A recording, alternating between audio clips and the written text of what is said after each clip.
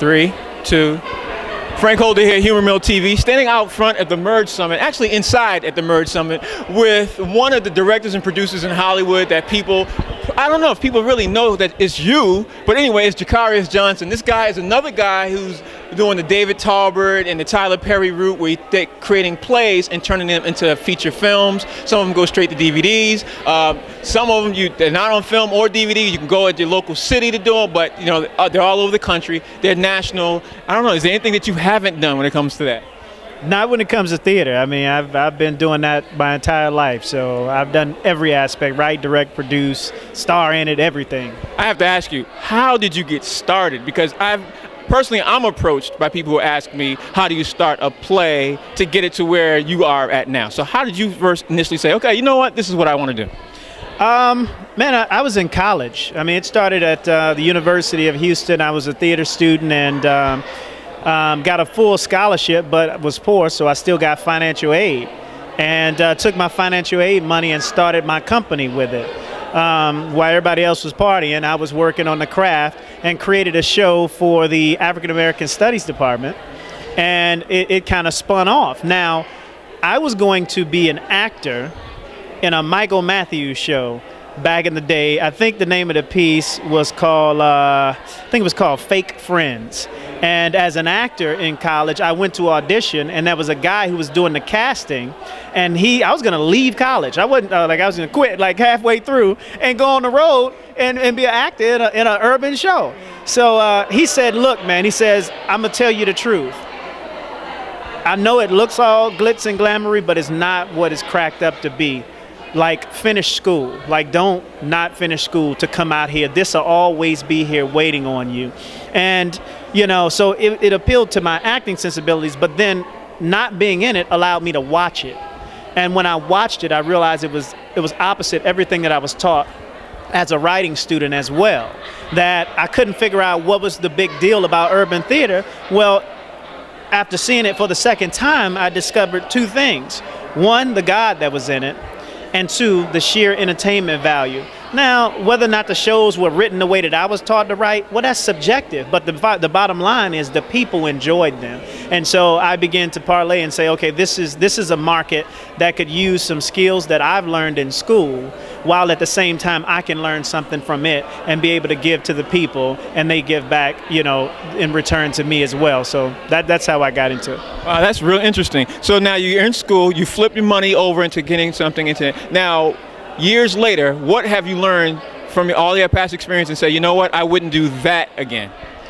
You know, that's a strange question, man, because I don't know what I would not do. I can say that I've learned from certain things that are mistakes maybe today in hindsight, but back then they were what I knew, so it wasn't really a mistake.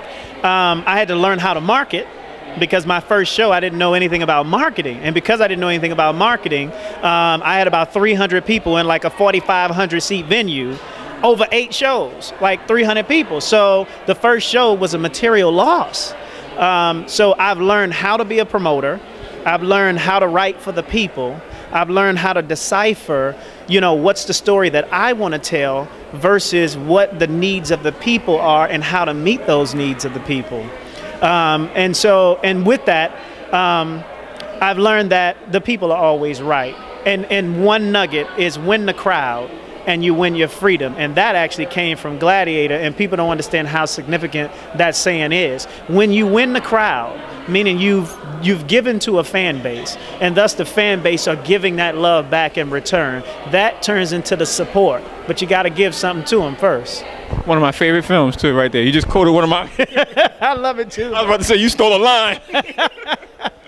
But anyway, years later, now you're saying you did all these, I mean, you've done a lot. You've accomplished a lot of things. You have great relationships with a lot of people, and now you're branching out to feature film. Can you tell people about what's going on in the project? I don't even want to jump into it until you say what we can talk about.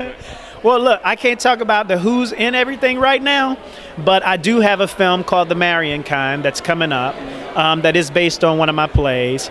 I have a new play coming out called More to Love. that's going to come hit the road in February, and that More to Love is a television show, a play, and a feature film. So I have all three of them already written, and we're going to be rocking and rolling. But I want to try it with my people who supported me first. So let me put the play out, you know, let you see the play, see the product, see the content, and know that the television show is going to be hot and that the movie is going to be hot as well. Are you also thinking about going on to the network side, like creating some type of production company, say, you know, I want to put this stuff on BET or Bounce or anything? Are you doing that? I am working on a strategic partnership right now. I can't say about who it's with, but there's a strategic partnership that I believe we'll be able to announce within 90 days. With us first, right? With you first, yeah.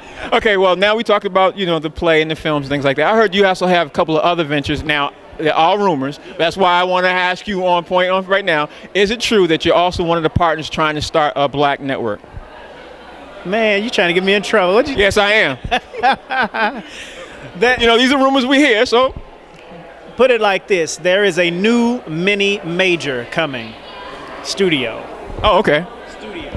And with that, there will be a network partnership.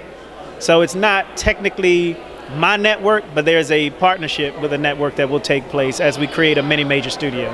Will it be a black so-called network, or will it be for all genres? How would you associate that? I'm never going to neglect my people. So it's going to always be for us first. I believe the rest will come around, you know, once we're there. So yeah, it's first and foremost for us. But I'm also transitioning us into letting the world know that we are mainstream.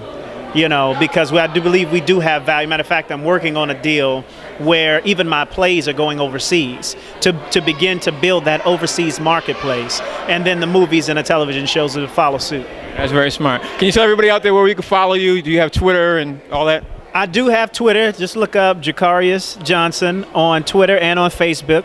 That's Jecaryous. And you can go to my website, Jacarius.com. That's it. Nothing else. Just Jacarius.com. Thank you for taking out the time. Thank you, man. Appreciate you.